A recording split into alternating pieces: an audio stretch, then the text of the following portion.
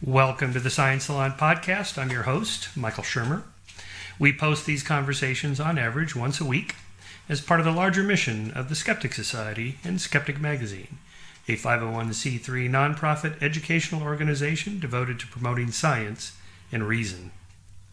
We depend on and appreciate your support, so if you find this podcast valuable, along with our magazine and the other projects we work on, please support us at skeptic.com/donate.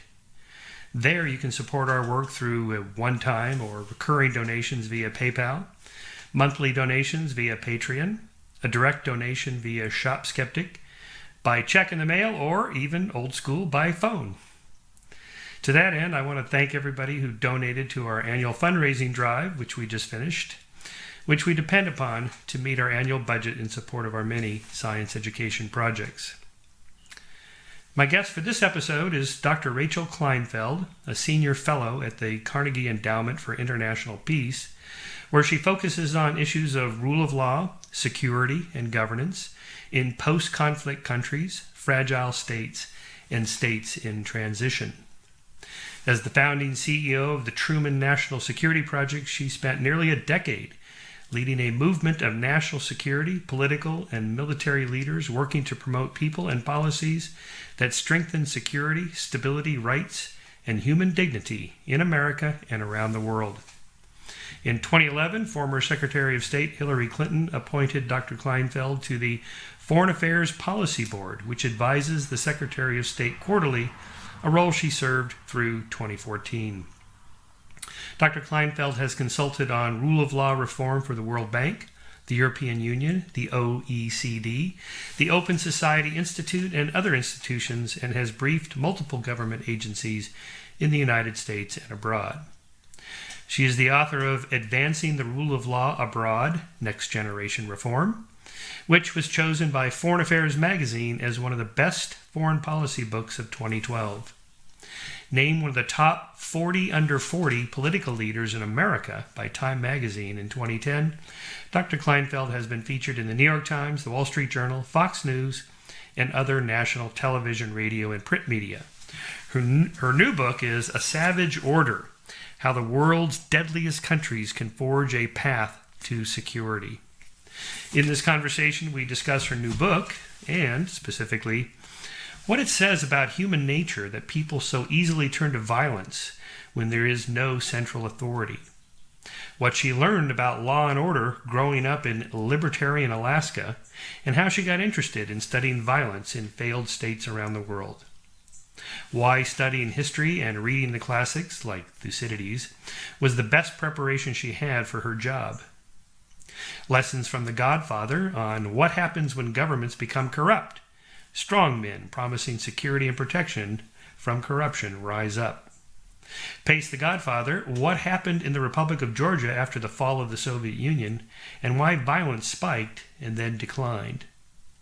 Why dictators like Saddam Hussein do not actually keep violence down in their countries, because state-sponsored violence goes unrecorded.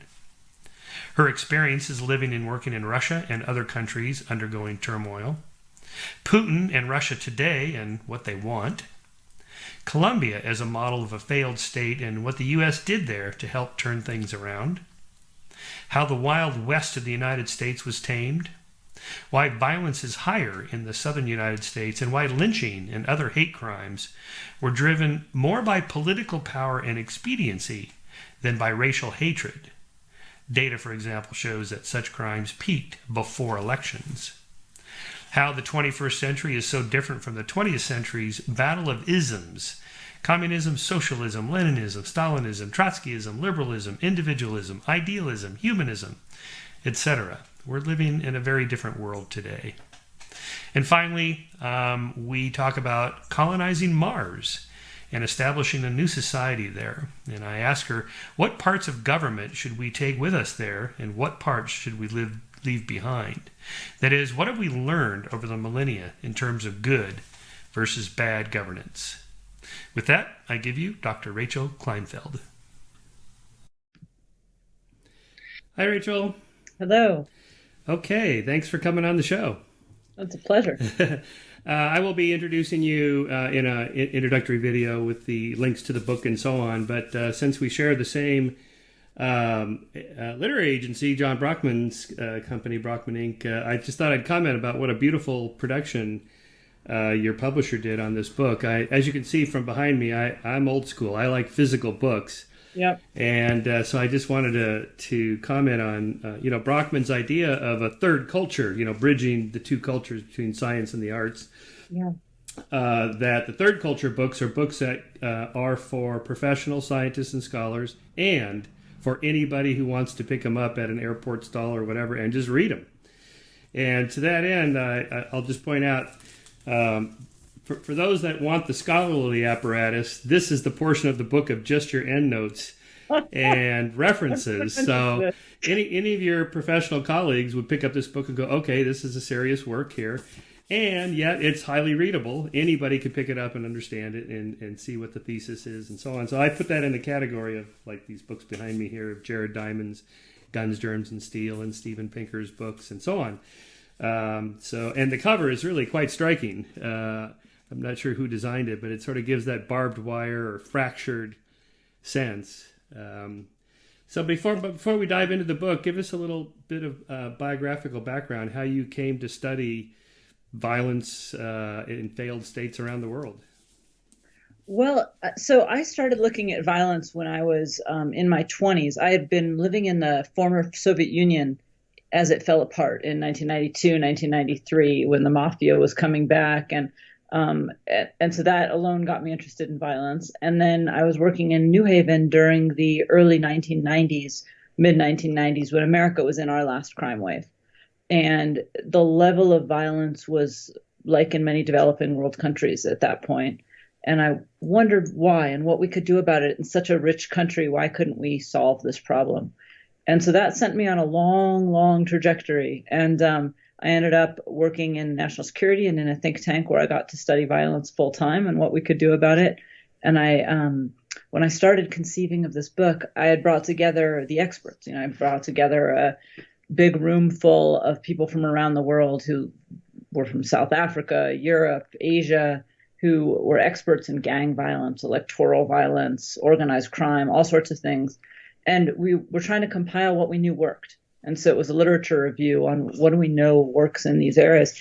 And we actually knew quite a lot. And so we put together this literature review. And then at the very end of the conference, I asked the room, okay, well, how do we get a corrupt police force in X Latin American country to accept these recommendations and do them? And you could just hear crickets in the room. And I thought, okay, there's my question. That's what I have to write a book about. Right, that is the book. So what does, if one wants to go into this field, if you're an undergraduate, what would you study? Political science? I studied international relations as a graduate student for my PhD. For my undergraduate, I studied ethics, politics, and economics, which was a single degree at Yale University. But mostly I studied the classics. I took a big course, a year-long course in the ancient Greeks and that sort of thing. And I think the best background I've had for all of international relations is actually Thucydides. Wow. When you're trying to get to human nature and what motivates people to do the things that they do, how people act in groups, how power works, these are timeless questions. And you can get distracted by all the math and all the economic, sort of modern economics, which is mostly algorithmic, rather than looking at how do people function in groups? What are they trying to get out of the world? What are they trying to get out of life? What are they trying to get out of their fellow human beings? So I go back to Thucydides. There's a good argument for studying the humanities. What's the value of a degree in history or the humanities? Well, there you go. I suppose so. Well, it's good timing. This is yesterday's above the fold LA Times headlines. National parks trashed and shut down. Yosemite and Joshua Tree overwhelmed by bad behavior and human waste. If Californians ever wondered how the state's most majestic open spaces would fare without adult supervision, the partial federal government shutdown is offering a grim picture. At Joshua Tree National Park champagne bottles were left strewn on the desert floor on New Year's morning, along with a prom dress. You can only imagine what kind of party that was. Someone had kicked one of the iconic trees, perhaps to see how sturdy it was. Human waste was piling up. This is in America. I mean, just a few days without adult supervision. This is kind of an indictment of human nature, it seems like. Well, I don't go too deeply into are humans good or are humans bad. I think humans respond to incentives pretty strongly. And when you have a government that works to keep order and enforces its rules, then people by and large follow the rules and society keeps people in line and the norms hold. When you have a government that's skewed toward one group or that enforces the rules in a very partial manner or doesn't enforce them at all, then people can get pretty out of hand. And I grew up in Fairbanks, Alaska, which is a pretty libertarian place. And a lot of people just wanted to get away from government. And you could do that in Alaska. You could have a cabin that you built out in the wilderness and be just fine on your own. But there was a lot of abuse, a lot of domestic abuse, a lot of child abuse. And if you are in a more populated place where you don't have anyone enforcing the rules, things get more troublesome. So, people can be good or bad depending on how other people act toward them. Mm-hmm. Right. Well, I thought as a avenue into your book, I would bring up our favorite, well, at least it's my favorite movie. I think it might be yours too, The Godfather. Parts 1 and 2, particularly when they're interwoven together chronologically, so you can see how Don Corleone becomes this mobster, but through good intentions. That is, I want to provide security and safety for my neighborhood, and then you pay me a little bit for this, sort of like taxes and police. But this is in New York City. Well, presumably we have law and order, and yet this is in the 20th century with these kinds of mob activities were taking place. So give us an outline of how, because it's not just third world countries that have fallen apart here, it's happened in America. What's the right balance between, a corrupt government or a failed state versus an overly, say, autocratic state in which we don't have many freedoms? Well, we're lucky that for most of the 20th century, I think America got it pretty darn right. But you need to be careful. Basically, the book has a whole chapter on the process of de-civilization. And this isn't my idea. This is an idea that Norbert Elias came up with. He was a German Jew living on the cusp of World War II. And he was actually wondering how people civilized. And he traced in the Middle Ages how people went from defecating in stairwells and having sex in public. And just this, if you read his book, it's just this minute observation of all of the ways in which people can act pretty bestial and how they had to be taught to act more socially. And actually the classes that, say, the French king, Louis XIV, would offer in court behavior to the French court to quell that kind of human activity. And so in the book, I talk about that kind of human nature that needs to be socialized by a state, because when you don't have that socialization, you have a strong man who rules. And societies welcome in people who are sociopathic but will protect them. And if you see a state break down, so that was the origins of the state. When we first got the state, the Westphalian system in the 1500s, you started getting nation states. They started enforcing order. You stopped needing every village strongman to be protected by the village, whatever they did, so that they could protect everyone else. When the government enforced order, you could say, look, actually, it's not okay to rape all the girls in the village. We actually want the girls to be protected, and we want the government to protect us, not you, village strongmen. But when government breaks down, when government stops offering security, whether it's because it's too weak, as in a place like Somalia, or whether it's become predatory or captured by certain elites so that it just refuses to provide goods to more poor people, more marginalized people, all the police are in the tourist areas of town and the business areas of town. Either way, as the government breaks down, people revert back to that behavior. So as you said, it makes sense Don Corleone to come in and say, hey, I'll protect you. And so you see that in country after country, from Afghanistan to Sicily. You see local strongmen coming in because they see a market opportunity. They see a chance to offer some protection in exchange for money, even if they're the ones doing the predation.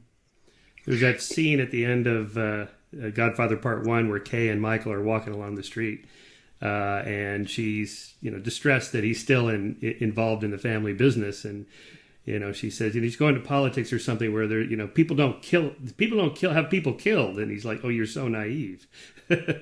And this brings to mind, Christopher Hitchens' indictment of Henry Kissinger as a war criminal, and the kinds of things maybe we have done in third world or say South American countries to try to support the dictators we like.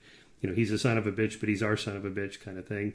So there does seem to be a lot of gray area there, even in law and order societies like America, where politicians do things that are pretty questionable or worse.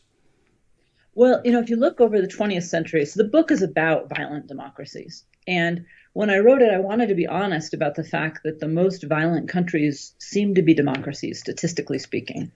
But the obvious answer, which is a more authoritarian state, a stronger state, a more autocratic state, didn't feel right to me based on what I knew anecdotally and having lived in the former Soviet Union and so on. And so when I went back to the statistics, what it turns out to be is that we don't count a lot of violence by the state. So if you look at what we count genocide, we count people killing other people. We don't count it when the state launches a mass famine against its people. We don't count imprisonment, generally speaking, as violence. Even if you have in China right now 1 million Uyghurs locked up in their own country, there's a lot of things that we don't count because it's the states. It's sort of, we allow states to do certain things ever since the settlement of Westphalia, where we said, okay, to stop the 30 Years' War and stop a third of Germany from being killed, we're going to allow states to do what they want within their borders. That was the deal back in the 1600s, and it's lasted until today. But what it means is that while democracies are the most violent form of state right now, these weak hybrid democracies that are a little authoritarian, a little not, the statistics are misleading, because really what we see are authoritarian and autocratic governments are much, much, much more violent, but they're violent in ways that we don't count. And so we only see that violence when it rises to such a level, like Stalin, the Cambodian killing fields, that sort of thing. When it rises to such a level that we start counting in the tens of millions, then it shows up. But lesser numbers don't. Whereas with murder, we count pretty much every body. And so you get these skewed statistics. So the book is about how you get out of this particular kind of violent, broken down democratic system. But it also says, look, a more autocratic, repressive system isn't the answer. Then you just get more violence from the state. Yeah, you have this upside down U curve in the book where there's some balance there between most democratic, most autocratic, and mixed regimes is maybe the worst in terms of high violence. So if you take something like the argument that, well, we should have left Saddam Hussein in power because at least he kept a check on all the other bad little dictators, or that's not recognizing the amount of violence he committed himself against his own people. That's exactly right. The other thing it doesn't recognize, which the book talks about a little bit with regards to Rwanda, because when you write a book on countries that get better from violence, everyone tells you better write about Rwanda. So I wrote about Rwanda. But what you don't hear with Iraq, with Rwanda, is that these states export violence. So there's a certain amount of violence they commit against their own people, and it tends to be large, and it tends to go uncounted, or they fake the statistics. But they also export violence abroad. So obviously Saddam Hussein fought one of the most violent wars of the 20th century with Iran on a per capita basis. And so many more people were killed in that war, which wasn't really a necessary war by any means, and he invaded Kuwait and more people died. And so these repressive countries tend to export their problems as a way to unite their people around a strong man. Yeah. And so those numbers also don't get counted when you look at the violence within a state. Now, my libertarian and anarcho-capitalist friends like to make the argument from bottom-up, self-organized government that say the ranchers and miners in the western United States, or say miners in Alaska, beyond the long reach of the long arm of the law, just construct their own constitutions, rules, laws. Pete Leeson's book, The Invisible Hook, where he talks about pirates had their own set of rules and laws and punishments for cheaters and laggards and so forth, and that this is what happens. We don't really need a strong government. And yet, when I read your chapter on the Republic of Georgia, right after the fall of the Soviet Union, well, yeah, there was self-organized law and order, but these are essentially mafioso type gangs. Yeah, and so growing up in Alaska, I often thought about this. I grew up in a very libertarian order, where whether it was or not, because a lot of it was paid for by the federal government. Right. Nevertheless, people had this very libertarian ethos. There were cities that didn't have laws, building codes, all that sort of thing. And I grew up thinking, well, that was a fine way to organize a society. And my first job in New Haven, Connecticut, was handing out tickets for City Hall for people who didn't cut their grass and things like that. And I just can't do this. I quit the job right away. I said, I can't enforce these rules. But what I realized was that there's a fundamental difference in scale, and it has a lot to do with population density. So when you don't have a lot of people, first of all, you can have more self-organization, and you can know who the bad apples are, and society can kind of protect itself against those bad apples. And when you have a society that's starting with a certain ethos to it, so the farmers and the ranchers, the kinds of people who came to Alaska mostly in the 50s, 60s, and 70s as it became more populated, they came with a set of norms, whether they admit them or not. And those norms came from a democratic government that gave them certain ways to do things. Contrast that with a more populated place like the Republic of Georgia, and a place where the ethos came from a communist country that was breaking down rather than a democratic country that they were kind of moving away from, as in Alaska. When you have a communist country that's breaking down, then the norms and ethos people have is take what I can, right? The government isn't legitimate, and who knows when I'm going to be thrown in the gulag for something that's not fair. And so I'm going to take what I can get to protect my own as fast as I can. That's a very different set of norms. And so then take the government away. Suddenly you have a much, much more violent, dangerous situation because you have a lot more people, a lot more bad apples, and a very different set of norms you're bringing. We never really go into a country as a blank slate. Everyone has a history. Right. And exploring that is at our peril, I would say. Yeah, and I would imagine if you were in the Republic of Georgia during that time, you'd just be a sucker if you didn't take advantage and cheat the system, because this is what everybody is doing. Yeah, that's right. And people think, oh, corruption, it's so bad, you have to be a bad person to do it. Well, if you're in a system that basically works, then yeah, you'd be a bad person to be corrupt. But if you're in a system where you're not being paid enough to live, people are expected to be corrupt, you bought your judgeship, you bought your clerkship, you bought your police officer position with the idea that you'd make that money back and often pay back your family members who helped you buy the position in the first place. Whole different system. And you don't have to be bad to be corrupt in that system. You have to break the system to be not corrupt. Right. And people like being corrupt. One of the things I found was that even in the most corrupt, violent countries, people don't want to be that way by and large. But the system forces them to be, and you need to change the system to get them to behave as they'd like to behave. Yeah, I did a story for Scientific American on doping in sports, and my sport is cycling, so I concentrated on that. And after this was before Lance Armstrong had his meltdown when it all came out, what was going on. And I wish when he was on Oprah's couch there, he would have explained what we all know is that by the early 90s, the entire sport was corrupt and everybody was doping. You were basically a sucker if you didn't do it. Not just a sucker, you couldn't compete. And there's this scene in the biopic about him where his buddy, they're standing at the start of the race, and his buddy goes, "See that guy and that guy, that guy? He's doping. You're never going to beat those guys." Like, all right, what do I got to do? So there, it's not the bad apples, it's the bad barrel. But I think it still goes on probably on some level. I have no idea what the solution to it. How do you crack the entire system and change it? It's very difficult. Well, the Republic of Georgia is a really good example of that, actually, because they had this system that broke down at the end of the Soviet Union.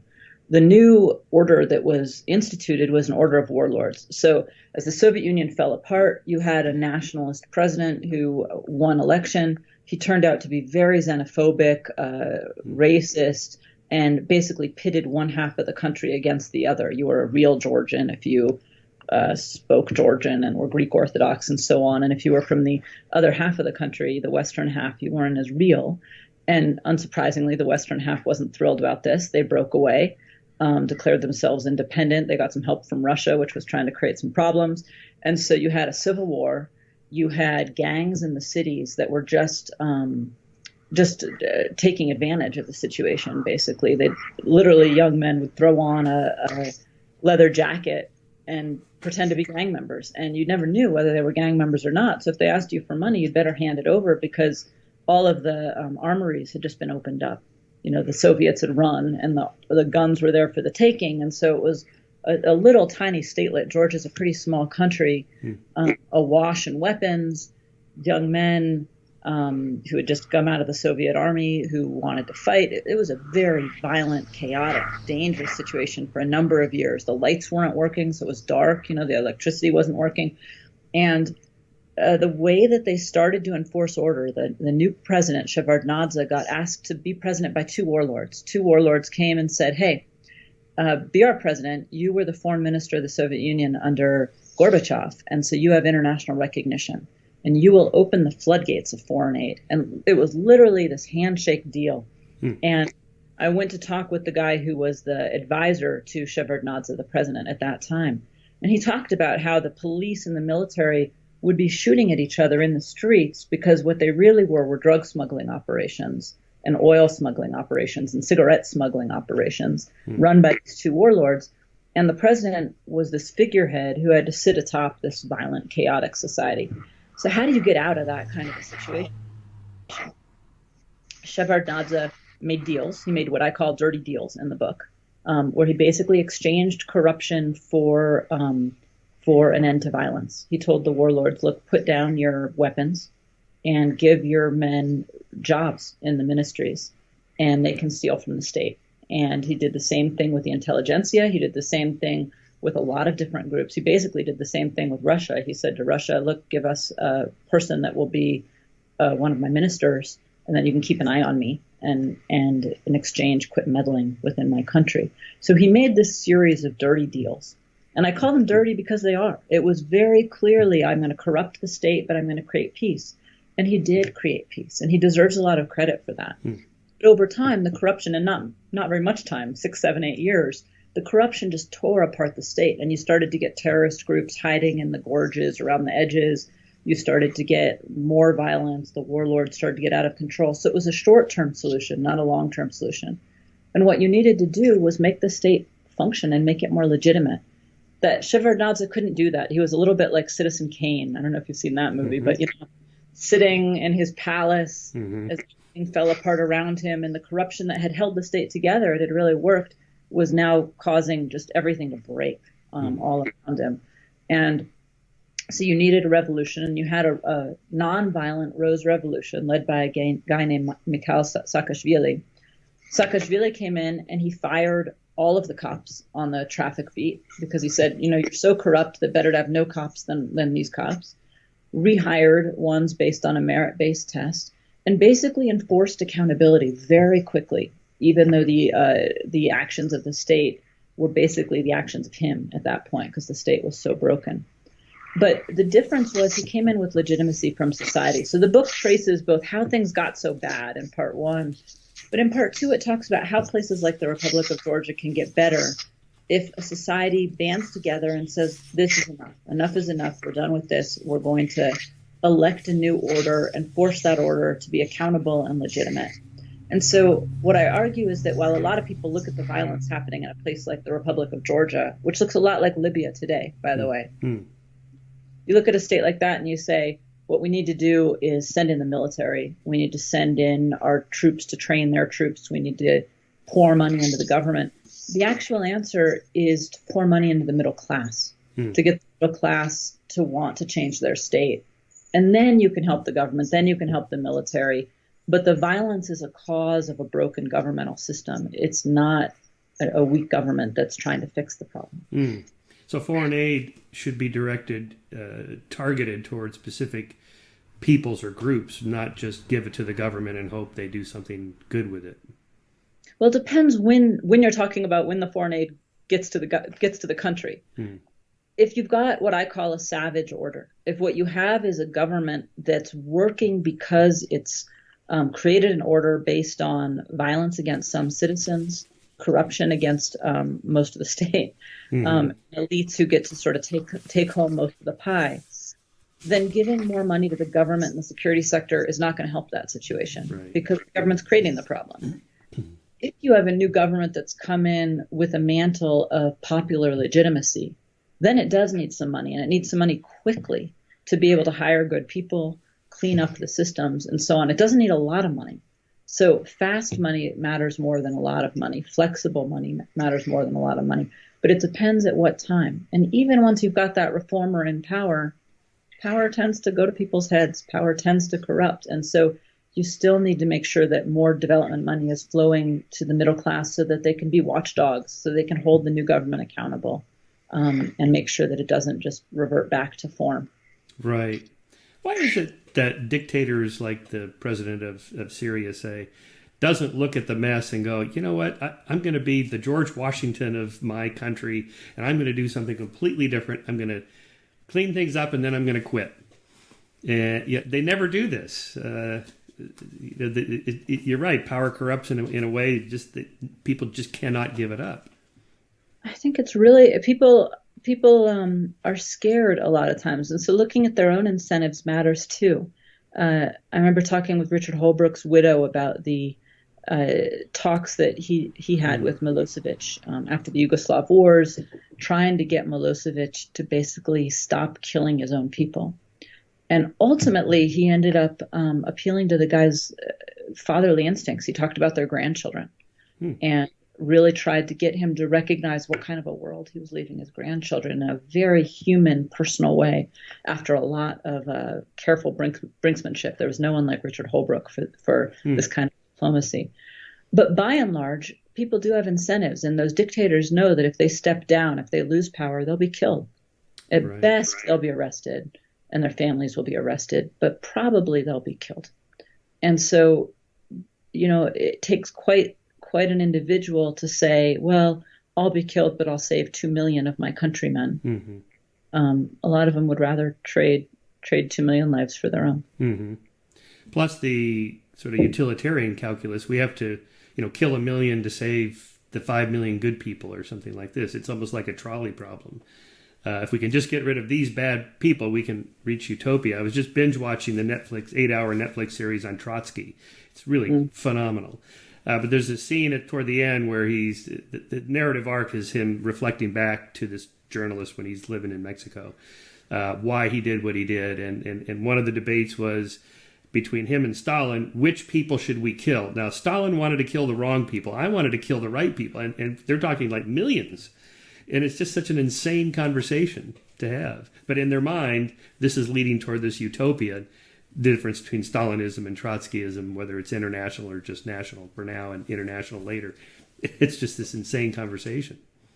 It's another reason to read the classics and to have a more humanistic perspective. I would agree. What's the state of Georgia now? So the Republic of Georgia now is really on an upward trajectory. It's very interesting. So Shevardnadze saved the state from civil war, but at the cost of corruption. Saakashvili beat back corruption to such a level that Georgia is now in various international indices at the same level as Finland, generally speaking. In one generation, they just destroyed corruption. I remember speaking with Timuri Yakubashvili, who was the ambassador to America. And he's this big, meaty bear of a man. And he leaned over his desk at me and he said, we proved that corruption as a cultural problem in Georgia was bullshit. We proved it was like the Japanese watermelons. That's funny. Japanese watermelons? What? And then he sort of leaned back and he said, well, Japan, they have these square watermelons. And I love Japan, and I did know they had square watermelons, but my research assistant was just a blank. And so he went on to say that, they have these square watermelons because the Japanese like to give watermelons as gifts, and they like them to be very perfect. And so they grow the watermelons in square boxes to make them grow square. And what he was saying was when the institutions, the incentive system was like that square box, Georgians were going to be corrupt. It was like the watermelons. And when you changed the system, when you changed what you were growing the watermelon in, the watermelon could grow to its natural shape, and that there was nothing culturally ingrained about Georgian corruption. And they proved it. They got rid of it in a generation, but at the cost of increased authoritarianism. They had a zero tolerance policy. They started throwing 12-year-olds in adult prison. They really started cracking down in ways that at first were cheered by the population because it was getting rid of the mafiosos and the organized criminals. But eventually, as the government needed more money, they started putting the squeeze on legitimate business people. People wouldn't pay their taxes because they couldn't. The tax code kept changing. Nobody could keep on top of it. And then the government would crack down. And so they changed government again. And they elected this very shady oligarch who was the only guy who could really self-finance to run against Saakashvili. But that man stepped down and stepped back. And now you have a pretty normal kind of democracy in Georgia that's trying its best to muddle through, and it's doing at least as well as America, I would say. Do you think Putin has eyes on Georgia at all? Oh, yeah. Putin has this imperial view of Russia, and he wants back all the lands that they lost. And Georgia drives him bananas. So does Crimea and, various other parts of their once empire. Estonia, so yeah, he'll always meddle and make life difficult for them. I was just in Moscow a couple months ago, and the feeling I get is even if they had a completely legitimate election, he'd win. He seems to be pretty popular. Is that because we want a guy that's going to strong arm all the corruption and give us the security we want? Well, Russia's interesting. First of all, they don't have a free and fair media, so it's unclear what the Russians would really want if they actually knew what was going on. If they knew that Putin took 50% stakes in most of the businesses and was personally making money hand over foot, and the level of wealth that the oligarchs were stealing from the country, not against Putin, but very much with Putin, they might have a very different view. They don't know those things. And so what they know is that they were humiliated. Their country that was once very proud fell apart, and this man helped put it back together. And that's a strong emotion. Go back to Thucydides. Respect is one of the reasons people fight wars. We were a little too triumphalist in the 90s that our system won, and we didn't necessarily reach out quite enough of a hand to honor not the Russian system. The Soviet system was awful, but the Russian people, their culture, their history, and remind them that they were a great country that could be great again.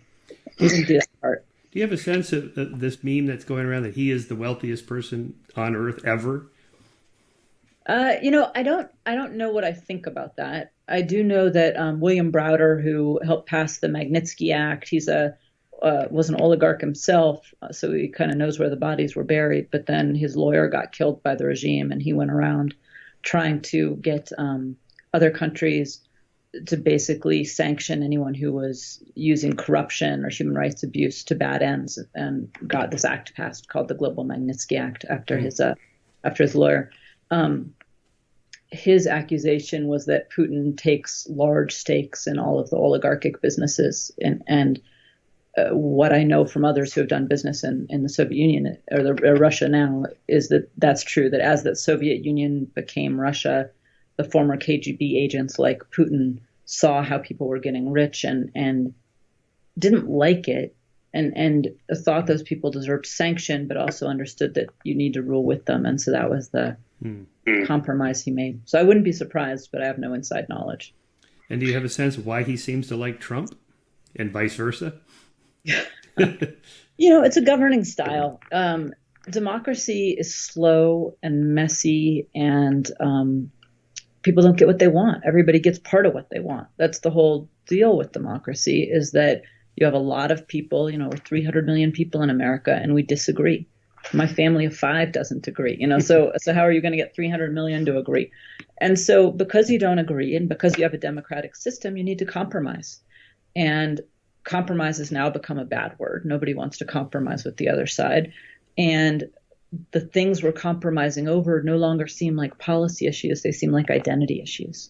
And so as people become more and more partisan and wrapped in their identity, they don't want to compromise. And Trump plays to those, and so did Putin. They play with identity politics, and they play with the idea that it's much simpler to say, I'll give you what you want, and I'll cut through the red tape. And what's holding you back isn't the democratic system that's meant to be slow and clunky. It's red tape by those bureaucrats, and who likes bureaucrats? Right. And so it's a pretty compelling message. And I think they're both benefiting. So, Mr. Trump, you pull your troops out of Syria, and we'll give you the Trump Resort and Red Square in 5 years. Something like that, maybe. That's pretty cynical, but it wouldn't surprise me. These kleptocratic transnational networks. My colleague Sarah Chayes at Carnegie has been tracing them at some personal cost. They don't like it when you follow the money in that way, but they're real. There are these kleptocratic. You talk about Trotsky, so let me take a step back. In that world, that was the world that we both grew up in. You had isms. You had people who did horrible things because they believed in some value system that they were trying to bring about. And that doesn't make the horrible things any better, but it's different. Those people believed in communism or fascism or democracy or what have you. And so they made horrible deals. We overthrew the Shah of Iran for democracy, supposedly. And the Soviet Union starved 50 million of its people for communism and so on and so forth. We don't have that world now. What we have now are oligarchies. And these are places where people want power and they want money. And they don't fit into the easy ism. So they might claim to be a democracy. They might claim to be a communist country like China. But what they really are groups of people who want power and money. And they're trying to get it. And so it's not a surprise that you have a kleptocratic group over here making a deal with a kleptocratic group over here. That's what they do. I think it was you that made the point about if the country has democratic in its name, it's probably not a democracy. Yeah, that was not me, but I've heard that too, and it's usually true. Yeah. That's too funny. So, well, just looking. The other nice thing about the design of the book is all the hotspot areas. Let's look at Colombia and how they turned it around. Levels of violence that were just off the charts. And have they turned it around? So they've started. All the countries that I chart in this book that I say have gotten better have gotten much, much better, orders of magnitude better. That doesn't mean they're perfect. Colombia still has a murder rate that's about 5 times what it is in the United States. America is 5 times what it is in Europe. America is another of the case studies in the book. I chart why the Wild West got better so fast when the South, after our Civil War, was incredibly violent, got more violent, and is still the most violent part of the country. These countries are like broken vases. So a politician who wants to create trouble can always see where those fissures that have been glued together are. They can push again. It can break again. But they can get much better. And Colombia is a case in point. Colombia had one of the world's longest running wars. They had a multitude of guerrilla groups. They had drug traffickers who were killing hundreds and hundreds of policemen a year, not to mention all the ordinary citizens they were killing. Medellin had a murder rate, I think it was 361 per 100,000 in Medellin. America's murder rate is about 5 per 100,000 right now. Unbelievable. That is thousands and thousands of lives that are stunted. And of course, a lot of people are harmed who aren't murdered, right? If you kill the father of a family, that's often the breadwinner. If you kill someone's child, they never get over that.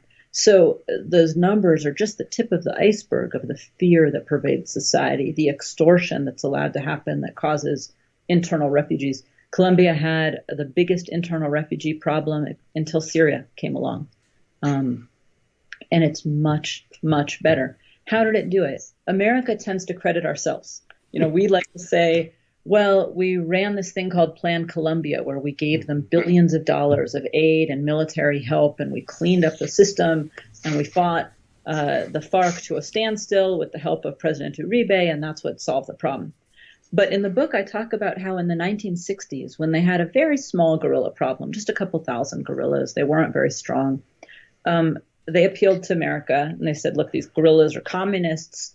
President Eisenhower, can you help us out with this problem? We ran a program that looked a lot like Plan Colombia, scaled back for the problem of the time, called Plan Lazo. It was very progressive for its time, just as Plan Colombia had a lot of progressive elements. We helped them build schools and roads and things like that to get legitimacy.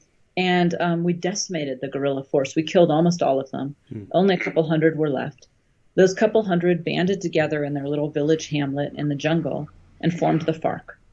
And that's what started the fight that lasted for the next 5 decades. And so what I say is, yes, Plan Colombia did help. We did help. And at the right time, that kind of help can do a lot of good. But it only helped after the Colombian government had gone through a series of steps. First, the Colombian people had to decide that they were tired of being so polarized. That, if you think America's polarized, Colombia was split between a left wing that wanted to help guerrillas and often were giving them actual money and support, despite their kidnappings and murders, and a right wing that was often helping paramilitary forces quite directly, despite their kidnappings and rapes and murders. And so, that's polarization. And those sides had to decide that they were going to come together and change the government. They had a constitutional referendum in 1991 where the Colombian people could agree, not that they agreed on policy, but they could agree that their government was broken and that they needed some new constitutional forms to get it better. After that constitutional moment in 1991, the left basically said, quite out loud, they actually wrote an open letter in the newspaper to the Simón Bolívar Organizing Committee, which was the umbrella group of guerrillas. And they wrote this open letter from the left wing that said, we repudiate what you're doing now. We got what we wanted constitutionally. And because we now have a system of laws that's fair, it's not okay to rape and pillage your way to supposed justice. And so the left pulled back, and gradually, the right pulled back, and you ended up getting independent politicians elected, thanks to that constitutional reform that allowed them to be elected. That process allowed some independent politicians who were neither left nor right, but took ideas from both sides, people like Fajardo in Medellin, who put more police on the streets, invested more in law and order, but also invested in the poor parts of the country or the city, helped those places feel more connected and things like that. And so you got this kind of both and politics instead of or politics. And that allowed the Colombian society to start healing itself. And it allowed the Colombian society to start trusting that if government is going to enforce the rules, we can then help government enforce the rules. If you think you're going to be killed for turning in a murderer, you're not going to turn in a murderer, even if you know the job. But if you think the government might actually arrest this person and they might stay in jail, then you will turn in the murderer if you're trying to be a civic person. And so the society can start healing itself. And so you start seeing that happening. That's when the money for Plan Colombia came down from America, when that extra little bit of push to fight the guerrillas, suddenly that made sense because society trusted their government and they were behind it in the 2000s as opposed to the 1960s. By the way, how many languages do you speak? Not enough, not nearly enough, and not very well. I'm just amazed reading your book where you just go to talk to these people all over the world. Well, in some places I had translators, and I think I talk about one of them. When I was in Georgia, I wanted to talk with the people who had been behind the Civil War, and they spoke Mingrelian, so they don't even speak Georgian, which is a hard enough language. They speak an even more obscure language. And so I had a translator in that case who was a kindergarten teacher whose father had been killed in the Civil War. And it was an interesting set of interviews with these militia leaders and these warlords. They were all gold teeth and leather jackets and comb overs and kind of post-Soviet beefy men in their 50s and 60s. And this little kindergarten teacher sitting next to me. We were all in an NGO. We were in a nonprofit organization in the far, far west of Georgia that worked with kids who'd been traumatized by war. And so there were pictures all over the walls, these children's pictures of them escaping the war. A lot of them went by foot over the mountains to get out of the Civil War. So there are pictures of these families going over the mountains, and little kid crayon were sitting in little kid chairs, Technicolor chairs and little kid desks, talking to these warlords. And suddenly my translator just started crying, and she stopped translating. And it became clear that the warlord was describing war crimes that had happened in her village when her father had been killed, and she just couldn't go on. And so there were moments like that in the interviewing process and the research process for this book where what I was learning from my interview subject was in some ways much less worthwhile than what I was learning from the people helping me set up the interviews. Right. Let's turn to the southern United States. It said that one reason rates of violence are higher in the South than other parts of the country is because democracy came later to the South, and that they kept their guns, so to speak, and their sense of honor. So there's this culture of honor versus culture of law and order or whatever. where in the South you had to solve your own disputes, and that often leads to higher rates of violence. But this was so long ago. I mean, the South is, since the Civil War is and Reconstruction, presumably has been shifting toward more democratic and less self-help violence. Why are those rates still different? So I don't buy this cultural theory, this Scotch-Irish self-help cultural theory. I'm sure it plays a role in people wanting to commit violence, what they think is right, what they think they need to do to defend their honor. But the fact is, if the government enforces laws, people change their behavior. And so you see, for instance, where in the states where the United States has stand your ground laws, that make it easier to shoot in self-defense, rates of murder go up. People are much more willing to stand their ground for good and bad reasons. When there aren't stand your ground laws, when you're a little bit more worried that you might get prosecuted, those rates of violence go down. So could there be this Scotch-Irish honor culture that makes people want to defend themselves and their reputation? Absolutely, I'm sure. Is that the reason why you still have high rates of violence in the South? I don't think it's more than a contributing cause. Because if people think they're going to be sent to jail, they usually temper their temper. Right. And so what I trace in the South is instead a process that lasted right up through the 1960s, which was a government that enabled violence against one portion of its citizenry and said that was okay. What you saw in the immediate aftermath of Reconstruction, in the Wild West, same period of time, 1860s to 1880s, the Wild West gets really, really violent really quickly. Rates of murder that are at the levels of Medellin and Colombia during the height of its drug war, but they go down really fast as well. 1880s, 1890s, by 1900, they're practically at modern rates. Because as government comes in, that self-help culture tempers itself. You get people saying, okay, well, I couldn't take someone to court before. There wasn't a court, and so we just hung the guy. But now there is a court, and so we'll let the court take its course. And by and large, rates of violence go down by the state and by regular people. It's the opposite trajectory in the South. So by 1892, you have someone being lynched in the South every 36 hours. Unbelievable. That's decades after that. Yeah, you have this chart. Anybody who's watching this, you can see that huge spike. I mean, those are number of lynching events up to over 100 per year. Right. I mean, that's just like every 2 weeks. That's right. Every couple hours in certain places, and so because they concentrate in various places. And Brad Epperly and a team of scholars did some really interesting research, which is what that chart is from. And what they found was that lynchings went up before elections.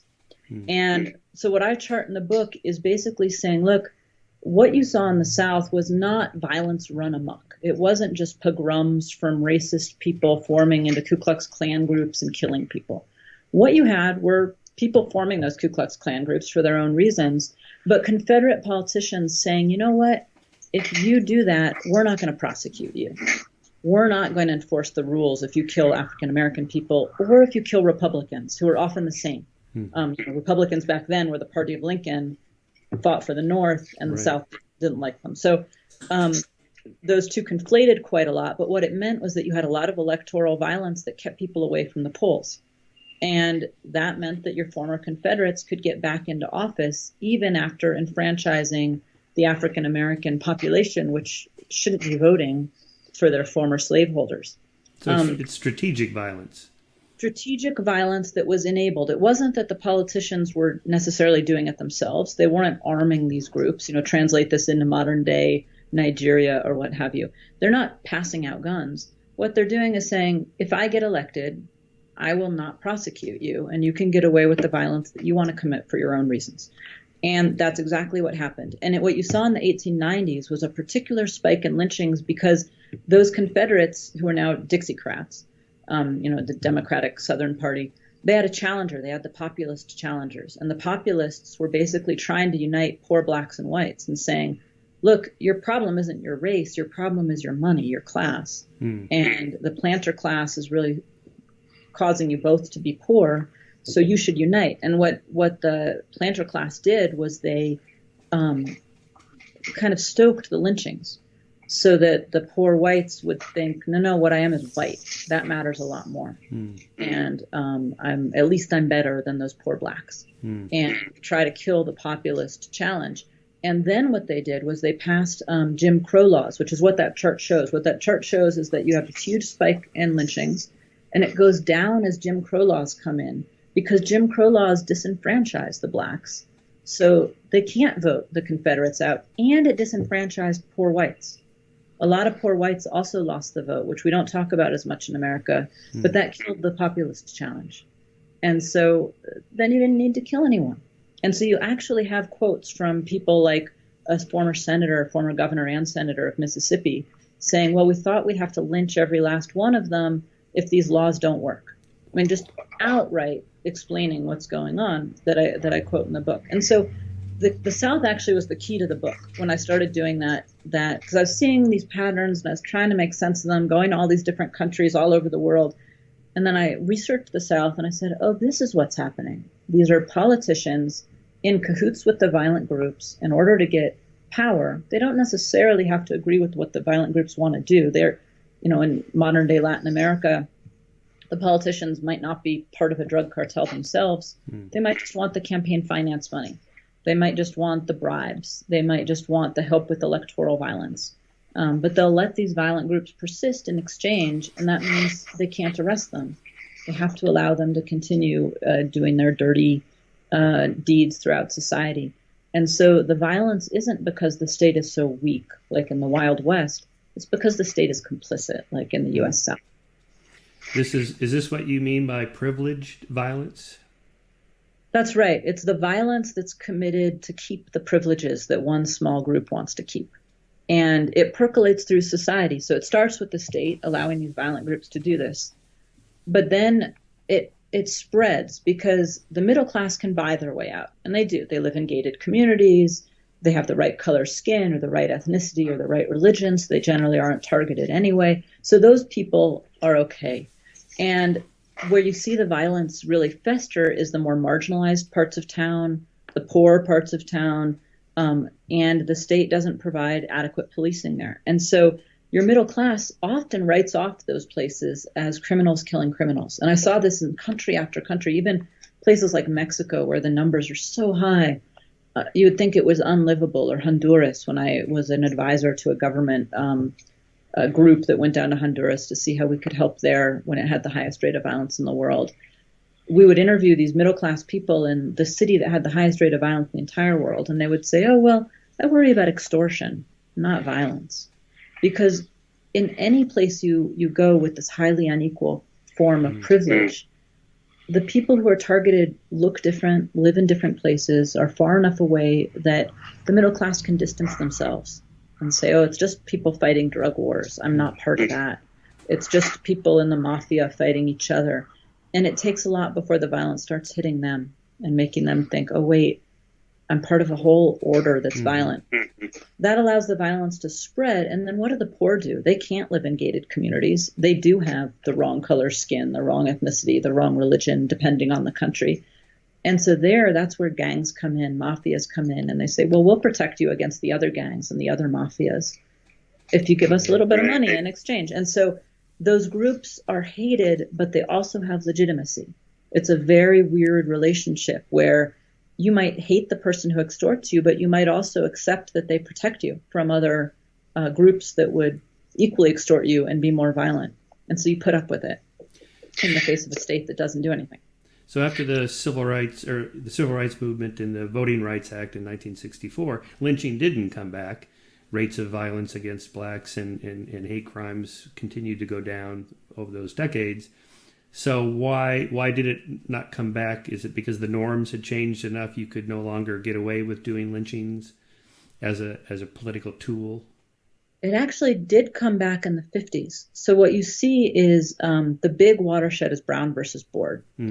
And after Brown versus Board passes in the mid-50s, you see a huge spike in hate crimes. You see a reconstitution of what were called citizens' councils, which were groups of white business people that basically allowed the Klan to do the dirty work of the violence, but then would literally provide money for their legal defense.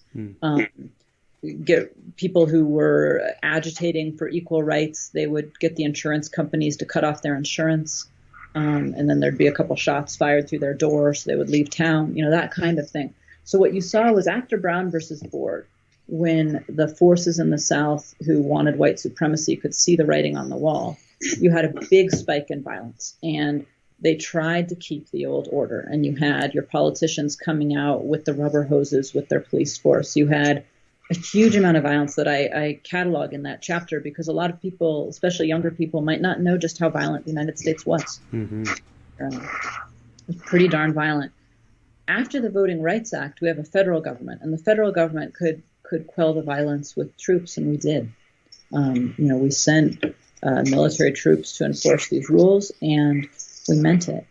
And because those incentives changed, the forces in the South had to change. But it was a very violent time in the United States. And what you actually saw then, which I'm worried about coming back now, to be honest, is a rise in urban riots, political violence. We had left-wing groups and right-wing groups committing a lot of political violence. We had bombings pretty regularly. The numbers are astronomical. It's stunning to someone who didn't live through that era. To see that amount of violence in the United States and what it did to our polity, because we were so polarized. And we didn't start re-civilizing, in the language of the book, really until the 90s. The violence started rising in the 60s, and it didn't stop until the early 90s. It was just a straight trajectory, and it was almost at epidemic levels, which the World Health Organization says 10 per 100,000 epidemic levels. We were in the high nines. And then society turned a corner. You had the kids of parents who were addicted to crack say, I'm not going to do crack. And you saw hard drug use just plummet. You saw African-American communities welcoming back police to urban areas and saying, we don't want predatory police, but we do want policing. And the police had cleaned themselves up. And so if you clean yourselves up, we want you back. And you saw society itself start reinforcing norms. Teen pregnancy went down, teen smoking went down, all of these sorts of things as society started to change. And I think it changed in part because government started to change. In the early 90s, you started to have a government that was enforcing rules differently, that was turning back some of the more predatory forms of repression that had come before. Do you have an opinion of the broken windows theory of crime decline? Yeah. I think I have a very long footnote. You held up the book, has about a third of the book is footnotes. And I had a whole chapter where I talked about broken windows, and my editor had to cut a third of the book. And so a lot of it ended up in footnotes. Broken windows is a great theory. And if you actually read the original theory by the original writers of the theory, what they say is that people are scared of that for your public who doesn't know the theory. Basically, some researchers at Stanford did a study where they put a perfectly fine car on a street and abandoned it, and it was left perfectly fine for a number of days. And then they broke one of its windows, and the car was just trashed utterly very quickly. And the conclusion they drew from this was that disorder begets other disorder. And it turns out that's true. And so the original article about broken windows says, look, people are often not scared of crime. What they're scared about is disorder. They're scared of the schizophrenic person yelling at them in the street. They're scared of all the broken lights that make it dark. They're not necessarily victims of crime. They just don't like that disorder. And disorder begets other disorder. And if you clean it up, it'll stop. That turns out to be true. What turns out to be false is that disorder doesn't beget violent crime. You can have places with a lot of disorder that don't necessarily have violent crime, and you can have people committing a lot of disorder. That schizophrenic who's yelling at people, the kid who's littering, the person who's jumping the turnstile. Very, very few of those people are murderers. Every once in a while they would catch one, and then the people who are proponents of the way that broken windows was interpreted would hold it up and say, look, we caught a murderer who jumped a turnstile. Sure, but the directionality goes the other way. If you're the small group of murderers might all jump turnstiles, but the large group of turnstile jumpers are not committing murder. And so what you're doing is the opposite of what we know to be good policing now. What we now know is much more proven is that a very small number of people commit the vast majority of violent crime. And so what you want to do is target those people, keep on their backs, follow them. Some cities literally have lists of the 50 most likely violent criminals who keep coming in and out of the justice system, and they're just on them. As soon as they do something, they throw the book at them. We know that there are certain places where most crime is committed that we call hotspots, that police call hotspots, focusing police on those places. The opposite, broken windows, focuses on everybody. And because of that, you have far too many people to process through the system, and a lot of people just get harassed. They might be guilty of graffiti and that kind of thing, and they'll probably go straight if they're allowed to grow out of their teen years. But by being thrown in an adult jail and having all the good kids told, don't play with Johnny, he's in jail, then their friends become worse people who are in jail with them, and that sends them in a different trajectory. So what we know now is if you want to fight disorder, and that's a good thing to do, but don't think that it's going to fight violent crime. Yeah, in LA here, they have certain hot spots where they'll just park squad cars at the intersection of this and that because the rates are higher there and the gangs hang out there. Yep. Of course, then things move around a little bit, but you just move the squad cars around, sort of a shadow of enforcement. You don't even have to have anybody in the car. It's just there.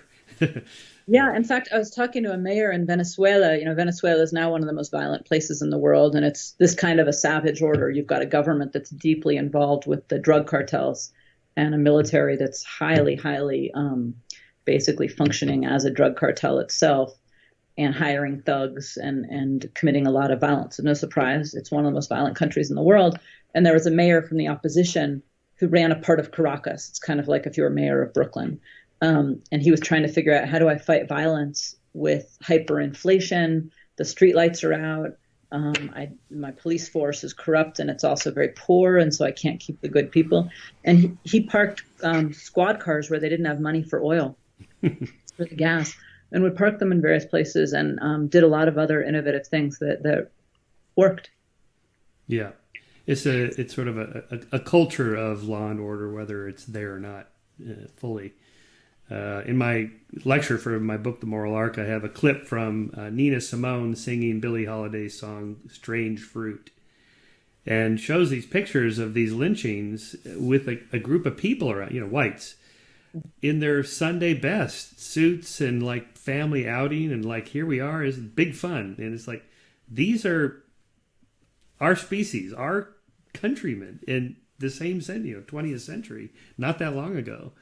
How rapid the culture can change behavior. I mean, you just would not see that today. I would hope. I follow the Black Lives Matter movement. Yes, Black Lives Matter. But remember how bad it used to be. Is there a chance we could slide that far back now? I don't think so. But what is your opinion of that? I'm a Jewish woman, and our people have faced a lot of things over the centuries, and so I think we can always slide pretty far back. If the country of Bach and Goethe and so on could go that far back, anyone can go that far back. So yeah, I think it's always possible. I do think that on the whole, humankind is becoming less violent. I follow Steven Pinker's argument, and I think he's right. And I think there's a lot of reasons for that. Some of them have to do with governments being better. Some of them have to do with people changing their norms and changing what they think is normal. And while that can go back, hopefully it can also go forth. And so you see the normalization of violence in certain places like Colombia in the 20th century, but you also see people decide this is not normal and push back. So I put a lot of faith actually in human agency. It's not that the arc of history is moving in a certain direction, but that people can make a real difference, and real people can make a huge difference in their individual situations if we help them and if we get out of their way when places like the United States are causing more harm than good, which sometimes we do if we're helping the wrong government. Yeah. When you're advising governments, or our government, say, and there's a dozen hotspots around the world that we can intervene. We can be the world's policeman and do something. We have the money, the military, the resources, but we can't do all 12, say. We can do 6. How do you pick which ones? Where do we intervene? Where do we not intervene? I remember Clinton got hammered for not intervening in Rwanda soon enough. Then he got hammered for intervening in Serbia. No, wait, I'm misremembering that. Yeah, Kosovo, Serbia. Kosovo, yeah. You guys think you're the world's police. Mind your own business. When do you intervene? When do you not intervene? Foreign relations like that seem a really hard problem. I would say, and this is what I would tell our own government. I'm going back to DC in 2 weeks, and I will be doing a whole series of talks to different parts of our government if the shutdown is over. If the shutdown is still going on, I will be doing something else with my time in DC. But I would say we can't solve any of them. It's not that we can solve 6 but not 12. We can't solve any of them because ultimately these are domestic problems. What we can do is help the local people where they're organized and want to help themselves. We can help them quite a lot, and we can get out of their way so that we're not making their job harder. And what we should be doing in terms of where to intervene is looking for where the places are ripe because of their own people to help. And where places are not ripe, we can be putting a little thumb on the scale to help the middle class organize, to help the left and right come together over their polarization and see that there's bigger issues at stake. We can be tightening our own financial system so that the bad actors can't be laundering their dirty money through our government or through our financial system, which they do.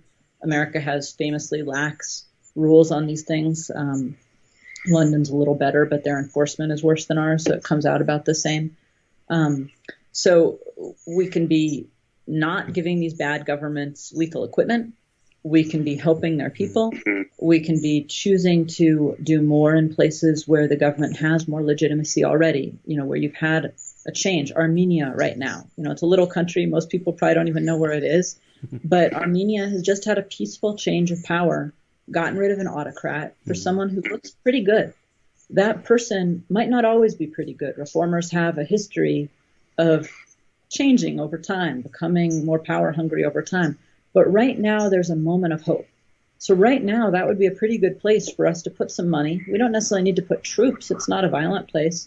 We could put some money, help the people set up their systems to really work, help them set up watchdog systems to make sure that their government, when it starts going bad, has a series of checks and balances.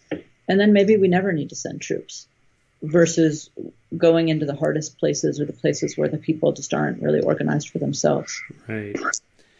One of my concessions to conspiracy theories, my own private conspiracy theory, is that when you get elected president, they take you in the back room and they go, okay, here's what's actually going on in the world that nobody knows about except us here in the State Department or whatever. And you can't close Gitmo. You can't pull troops out of here. You can't do this. Oh, but I promised I would. Oh, yeah, don't worry about it. They all promise it. Here's why you can't do it. And, so even somebody like President Obama, who I admired very much, obviously a super intelligent guy, he could only do so much, not just because the Republicans blocked him, but also I think there's other things we just don't know. At least I don't know. I feel like I'm often completely ignorant. Pull troops out of Syria. Okay. No. All right. I don't know. So I've had a lot of security clearances over the years, and I've seen some, although not all. The most secret stuff is compartmentalized. It's only for the people who need to know. What I've generally found is that there is no great secret that is hiding in that classified information that isn't available to a thoughtful person willing to do some research on the ground. Frankly, most backpackers who are keeping their eyes open know about as much as our government. It's not that our government isn't smart. They are smart. It's just that there's a lot more information out there now, and regular people have access to most of it. The problem is that things are complicated. And we don't want things to be complicated. And so, I knew the guy who was in charge under President Obama had the first job of trying to figure out how to close Gitmo. Mm-hmm. And he wanted to do it. And President Obama wanted to do it. But they needed to get some of those people were not very good people, and they needed to get countries to take them. If we were going to close Guantanamo, we had to put those people either in our own state maximum security prisons or in other countries. And they were trying to do a mix of those things. And they literally could not get enough other countries to want to take these people. No surprise, right? Because who would want to take those people? Some of them are perfectly innocent, but not all of them. And nobody wants to have their own hands dirtied by it. So some problems are just hard. And there's a lot of interest. The troops in Syria one is very, very similar. My colleague Frances Brown has just written a great paper about why we shouldn't be pulling troops out of Syria. Now, are our troops going to do much good in Syria? Probably not. Are our troops going to be doing any good by not being in Syria? Probably not. In one case, Russia gets to take over more, and Iran gets to take over more. And so what our troops are basically doing is holding the line, which we did after World War II in parts of Asia to keep China and Russia from taking over. So there's no good solution. And that's a very adult thing to have to admit about the world, that there is no good solution, that sometimes the best you can do is just hold the line for 10 years, 15 years, 20 years. That's enough time for people to grow up, for kids to move on with their lives, for people to get jobs, and maybe the situation will be easier to deal with later. Foreign policy is a lot of those kinds of bad solutions to bad problems, and they're not satisfying at all. And it's taken a long time for me to come to a point where I say, you know what, sometimes the bad solution on this hand is better than the bad solution on that hand, and we're not going to solve the problem. Oh, man. To wait. And so I think that's a lot of what's going on. I mean, we're 2 months shy in Afghanistan, of the length of the Vietnam War now.